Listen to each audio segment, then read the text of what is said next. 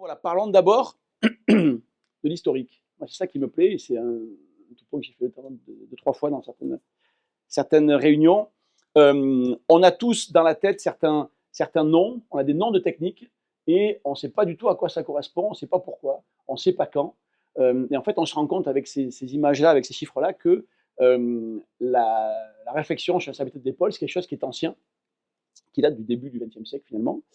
Et on va parler principalement des trois grandes interventions, donc celle qui nous intéresse, le TRIA, mais aussi le Bankart et le Latarjet. On va parler dans cette première présentation de tout ce qui a été la réflexion autour de ces techniques-là et qui les a mises au point et quand on les a mises au point. Mais avant ça, on va parler d'autres noms et d'autres types de techniques pour remettre un peu les choses au clair, notamment avec cette technique de l'Eden-Ibinet. Eden-Ibinet, donc c'est la stabilisation avec un morceau de crétiliaque. On pourrait penser que Eden-Ibinet, c'est un mec qui s'appelait Eden-Ibinet. Pas du tout, en fait. C'est deux mecs qui, visiblement, se sont jamais connus, hein, puisque Rudolf Eden, il était allemand, et il a décrit une technique de stabilisation de l'épaule à la crétiliaque en 1918. Et que Oscar Ibinet, lui, il est suédois, et c'est presque 15 ans plus tard que lui aussi a décrit une technique qui ressemble aussi avec un bout de crétiliaque, mais les deux, certainement, n'ont jamais eu connaissance des travaux de l'autre. C'était une autre époque où, effectivement, le savoir a été un peu transmis différemment, et même si ça avait été écrit, ça n'avait pas été lu ou ça n'avait pas été transmis. Chacun écrivait dans son coin, dans sa langue maternelle, enfin, c'était un peu plus compliqué. Donc Eden et Binet, c'est deux mecs différents qui ont mis au point à des époques différentes la même technique. Ensuite, William Bristow, et c'est important, pourquoi? Parce que William Bristow, c'était un Anglais, un chirurgien militaire anglais, qui lui n'a jamais écrit ce qu'il a fait. Et donc, de lui-même, on n'a pas grand-chose. On a par contre de Arthur Elfet, qui, donc on voit une vingtaine d'années après la mise au point de la technique de Bristow, a décrit les travaux de Bristow. Elfet, c'est un chirurgien sud-africain qui est parti en voyage un peu, qui est allé en Angleterre, qui a rencontré William Bristow, qui a vu ce que faisait Bristow, et qui a écrit un article 20 ans plus tard, expliquant donc la technique de Bristow. C'est quoi la technique de Bristow en fait? Eh bien, lui déjà avait compris que le coracobiceps était important, et c'est lui le premier qui a coupé le coracobiceps de la pointe de la coracoïde, et au départ, il venait le suturer sur la capsule antérieure. Donc il faisait un split dans le subscapulaire, il le suturait devant, c'était des tissus mous, et lui avait déjà compris que en abduction et en rotation externe, ce tendon allait repousser la tête en arrière, et c'est ce qu'on appelait l'effet Bristow, et ce qu'on appelle toujours l'effet Bristow, avec nous à une époque le Bristow-Tria, et avec de temps en temps maintenant le Bristow-Latarjet, etc. Pourquoi Bristow-Latarjet? Parce que à l'époque, Bristow, au départ, il ne coupait que le tendon, et puis après, il s'est dit pourquoi je ne prenais pas un petit bout d'os. Donc, il faisait une petite chips osseuse avec son tendon qui venait visser ou suturer dans l'os en avant. Okay. Donc, c'est ça l'effet Bristow, c'est cet effet de rappel automatique de la tête en arrière, de rappel dynamique, qui est l'effet principal du TRIA. TRIA-Latarjet, on va en parler. Et puis, pourquoi Paul Gramont? Déjà parce qu'on est à Dijon, donc ça fait toujours plaisir de parler de Paul Gramont. Et parce qu'en fait, Paul Gramont, c'est l'un des premiers à avoir relié cet effet Bristow avec les techniques de stabilisation actuelles. Dans toutes les techniques coracoïdiennes, on va dire, on abaisse la coracoïde, donc on abaisse le tendon conjoint, et donc dans ces techniques-là, il y a un effet Bristow. Et c'est pour ça qu'à l'époque, à Dijon, quand on continuait à faire de la technique de TRIA, on appelait ça le Bristow-TRIA. Ça ne plaisait pas beaucoup aux Lyonnais à l'époque, mais en tout cas, on l'appelait comme ça. Maintenant, on va voir plus précisément Bankart, TRIA et Latarjet, avec d'abord Bankart. Donc Arthur Bankart, c'est un Anglais, et c'était une époque où les spécialités n'étaient pas bien séparées comme maintenant, et Bankart, en fait, son truc, c'était pas tant l'orthopédie, c'était surtout la neurochirurgie. Il faisait de la chirurgie du cerveau, lui, à une époque où c'était quand même les débuts. Mais il travaillait aussi dans un hôpital où on faisait de l'orthopédie, et donc ils se sont mis à plusieurs avec d'autres noms, comme Barthes Calvet, etc. Et ils ont mis au point cette technique. Pourquoi c'est son nom qui est ressorti? Parce que c'était le plus connu, le plus illustre des chirurgiens de tout ce groupe à l'époque, et parce que c'est lui qui a mis son nom en premier sur le papier. Et eux, à l'époque, c'était une théorie qu'on appelle, on va dire, lésionniste. Alors, lésionniste, ça veut dire que vraiment, il y a une lésion, on va soigner cette lésion. Dans la bouche de notre maître Trouillou, c'était plutôt péjoratif d'être lésionniste, parce que ça veut dire qu'on ne réfléchissait pas au pourquoi, et qu'on traitait juste la conséquence. Mais en tout cas, c'est ce qui s'est passé. Donc, ils ont remarqué qu'il y avait dans l'éducation d'épaule ce décollement antérieur, le décollement de Broca, avec cette lésion du bourrelet, et il fallait réparer ça. Donc, c'est le Bankart. On fait une capsulographie antérieure, on répare le bourrelet, on répare la capsule, et technique qu'on connaît encore, on en reparlera un petit peu plus tard, pour parler un petit peu des indications, etc. Et ça, c'est important, parce que c'est l'histoire de la chirurgie française. Et si on relisait Albert Triat et Michel Attargé, c'est le professeur Bollon, notre patron ici à Dijon, qui avait fait une communication de ce type pour retrouver ce qui a été dit vraiment au départ et ressortir ce grimoire, donc le lion chirurgical de 54, qu'on a dans le service, l'original, c'est une relique. Et on a ces articles initiaux. Il y a beaucoup de légendes qui tournent autour de ces butées de l'Attargé, etc., de Triat. Et même récemment encore, puisque ceux qui étaient à la Sofcode cette année et qui étaient à la journée de la Sofec ont pu, comme moi, assister à une présentation que moi j'ai trouvée très émouvante et très sympa de Laurent Lafosse, qui nous expliquait un petit peu son histoire, sa vie, etc.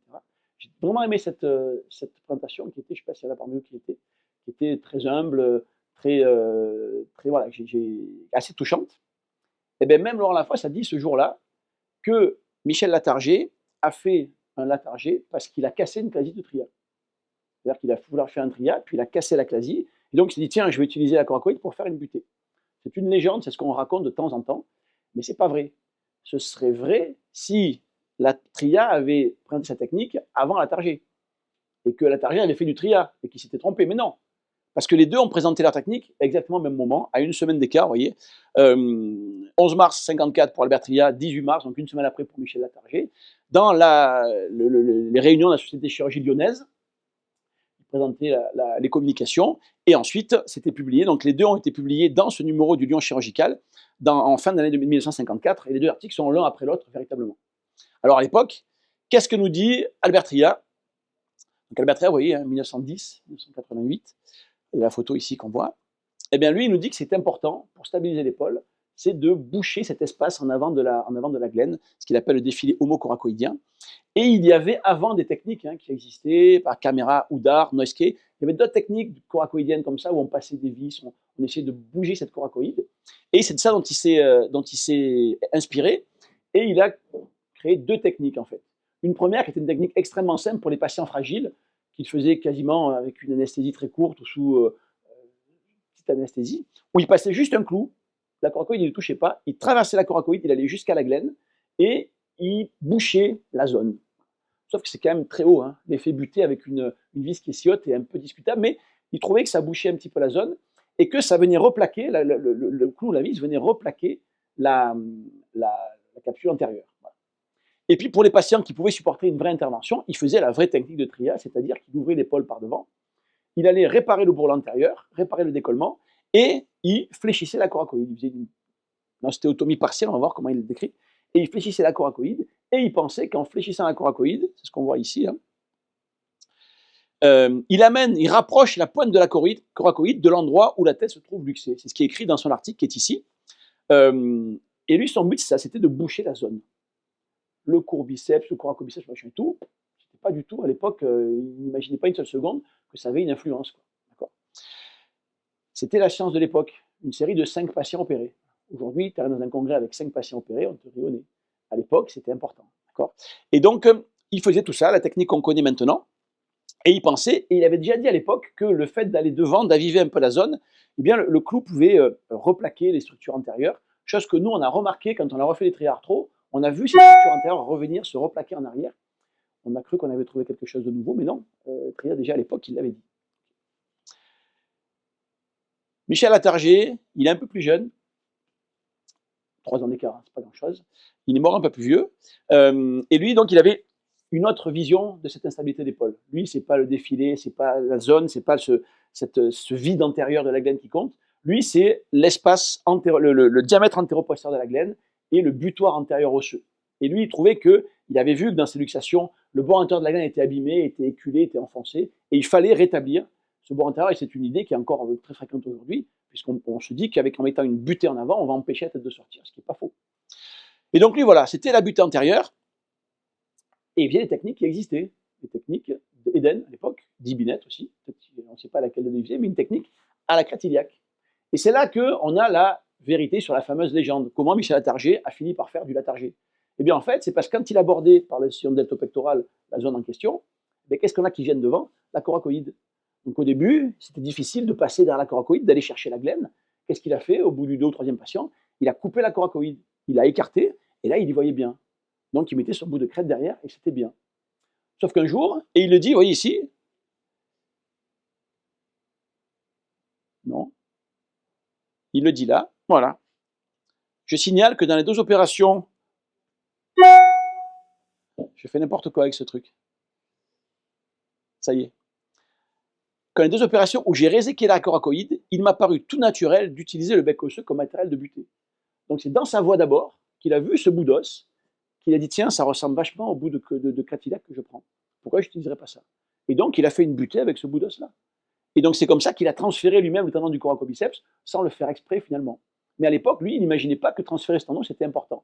Mais on sait qu'aujourd'hui, c'est important, et c'est un des éléments majeurs de la stabilisation de l'épaule. 4 patients dans sa série à lui, et donc voilà, il réparait les lésions osseuses principalement, il réparait aussi un petit peu la capsule devant, il traitait la région là-bas, donc il y avait dans ces techniques à ciel ouvert, avec des incisions assez larges, et une arthrotomie antérieure. Donc c'est ça en fait la vraie histoire de ce qui s'est passé à l'époque, et c'est les années 50, 1954.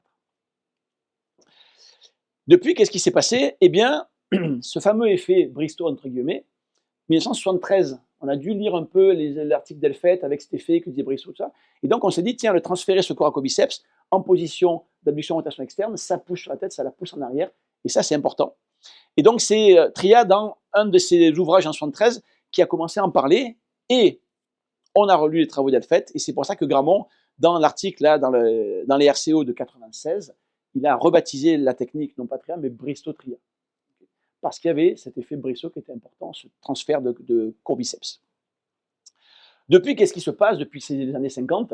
Eh bien, le Bankart existe toujours. Le Bankart a été la première technique à être développée sous arthroscopie. Aujourd'hui, on n'imagine plus faire un Bankart à ciel ouvert. Les Bankarts se font sous arthroscopie.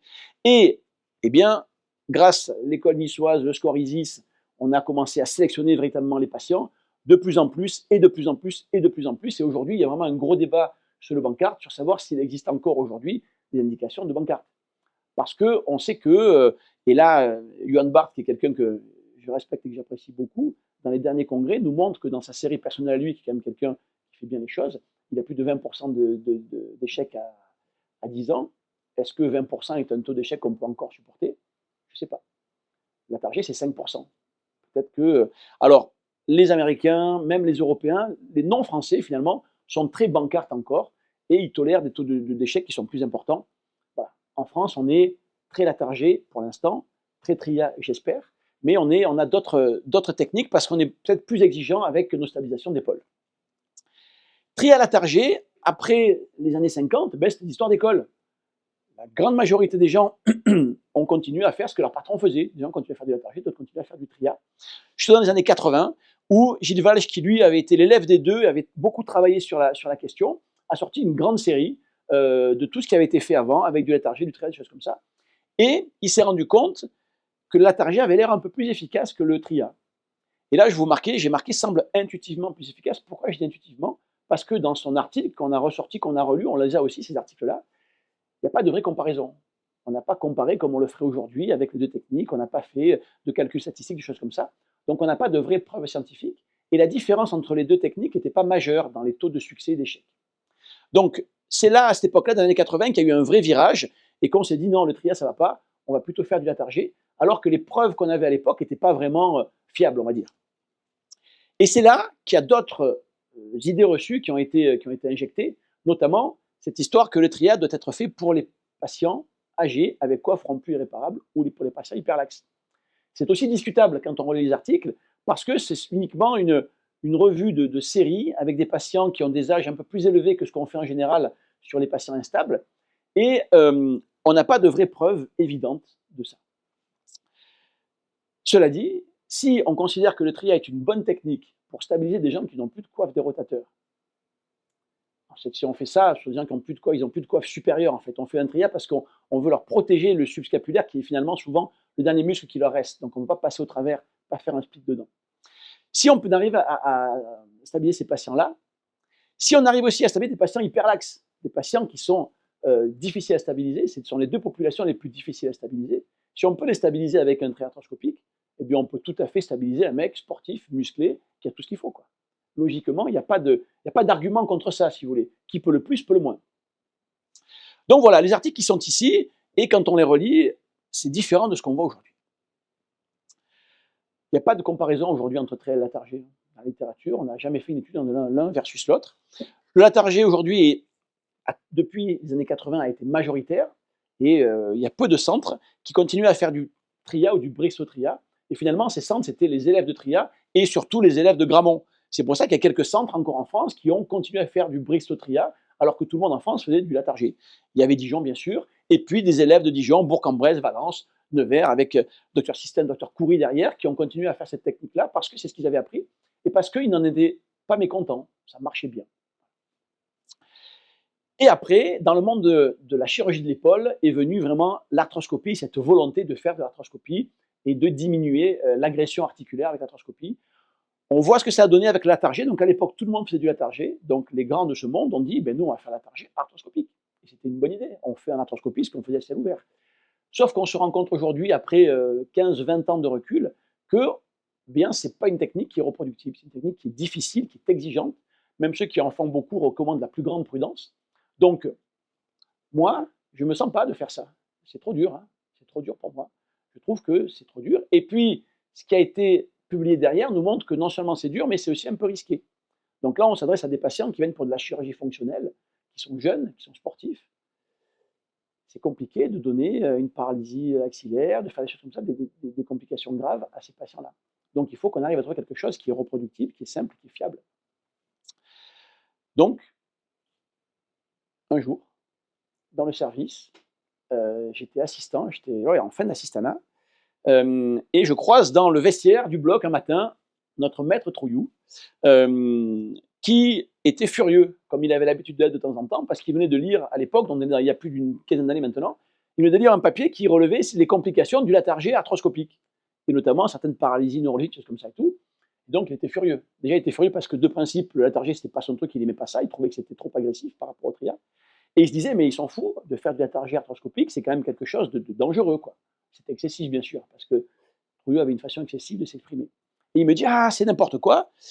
Et comme nous, on faisait du TRIA, et que moi, j'étais recruté dans un service pour développer la chirurgie arthroscopique, il me dit, ah, faites le TRIA arthroscopique. Il jetait une idée en l'air comme ça, en disant, faites-le. Je ne sais pas s'il me croyait vraiment ou pas, mais en tout cas, il me le dit. Et donc, c'est ce qu'on a voulu faire derrière, quoi. Donc Pierre Trouillot, j'en profite pour lui rendre hommage, parce qu'on le voit encore tant de temps passer dans le service. On le connaît comme ça, hein, ça c'est la photo qu'il y avait dans la maîtrise orthopédique, tout ça. Mais nous, Pierre Trouillot, on le connaît comme ça. Voilà. C'est notre maître, c'est quelqu'un qui était plutôt austère, tout ça, mais qui savait quand même s'amuser et faire la fête. Et c'est pour ça que je profite pour lui rendre un petit hommage. Ça, c'est toute une équipe d'assistants et de PHG service de l'époque. Donc, faites le trait arthroscopique, oui, on va le faire. On va le faire. Donc, d'abord, avant de le faire, on va se poser la question, savoir si c'est une bonne idée. Et on a refait la biblio pour savoir si le tri à ciel ouvert, ça valait quelque chose. On a repris les travaux du service et les travaux d'avant et on s'est dit, oui, on n'a pas tort de faire le TRIA parce que ça marche finalement pas si mal que ça. Et pourquoi le faire sur arthroscopie? Et c'est là qu'il faut vraiment se poser la question de l'utilité de l'arthroscopie. L'arthroscopie, c'est pas pour faire une petite cicatrice. L'arthroscopie, c'était pour éviter l'arthrotomie. L'arthrotomie, c'est agressif, c'est enraidissant. Mettre des articulations, des instruments dans l'articulation, ça peut abîmer le cartilage. Donc, il faut qu'on arrive à faire quelque chose qui soit un peu plus sécurisé, quoi. Voilà. Problème technique. Je change de diapo. Ça n'avance plus.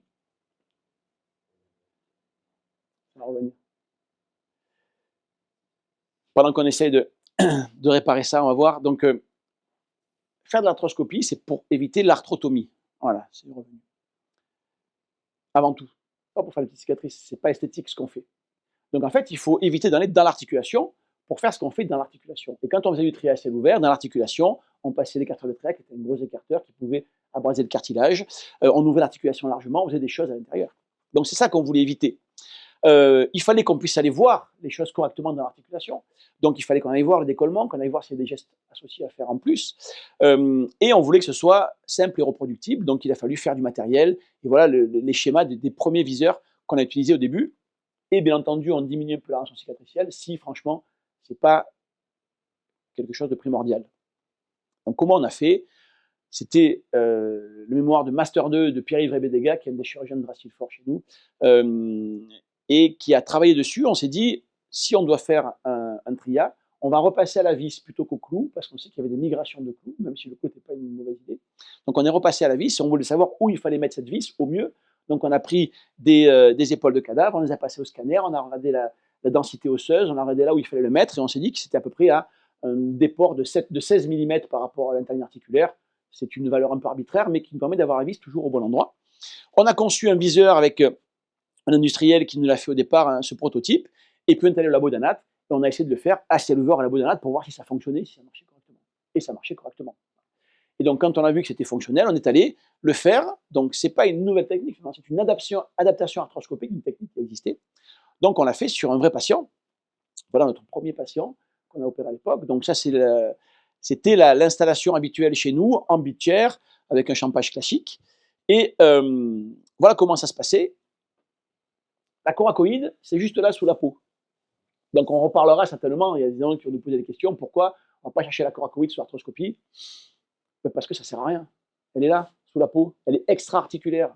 Pour nous, l'arthroscopie, c'est pour éviter l'arthrotomie. On ne fait pas l'arthrotomie quand on va chercher la coracoïde, elle est juste là.